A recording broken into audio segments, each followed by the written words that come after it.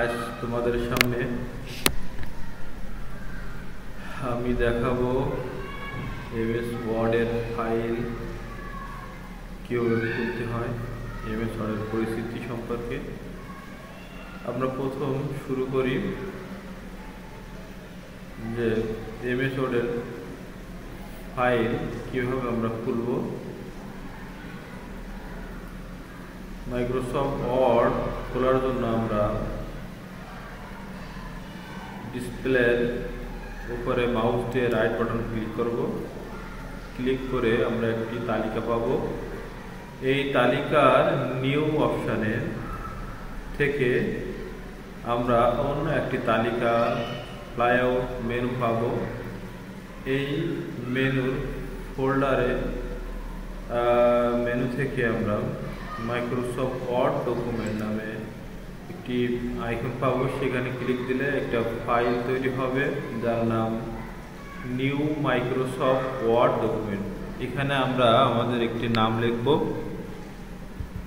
Suppose লিখলাম জাহিদ।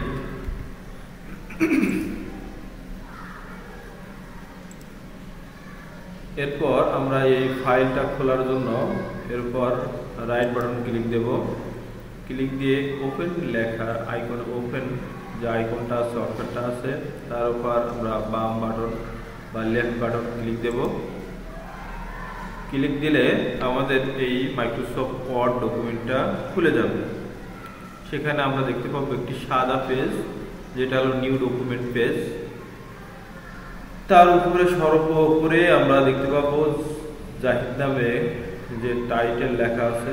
এই যে টাইটেলটা লেখা আছে এটা হলো অবস্থান করছে টাইটেল বারের উপর। এটার নাম হলো টাইটেল বার। তার নিচে আছে মেনু বার, যেখানে অবস্থান করছে home menu, insert menu, design, page layout, reference, এরকম অনেক ধরনের মেনু। এরপর আছে অপশান বার, যেখানে অনেক ধরনের অপশান বা আইকন রয়েছে। তার নিচে আছে গ্রুপ। প্রথমে আছে ক্লিপবোর্ড গ্রুপ, তারপর font group, paragraph group, style group.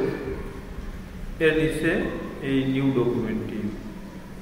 আর তার উপরে আমরা দেখতে পাচ্ছি নিউ ডকুমেন্টের উপরে দেখতে পাচ্ছি একটি লেয়ার রুলার।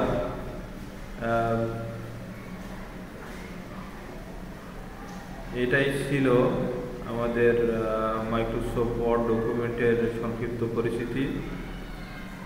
এরপরে আমরা কিভাবে লিখতে হয়, কিভাবে ফন্ট দিতে হয়, কিভাবে ফন্ট সাইজ দিতে হয়, কিভাবে ফন্ট কালার করতে হয়, সেগুলো পরবর্তী পর্বে আমরা জানতে পারবো ইনশাআল্লাহ।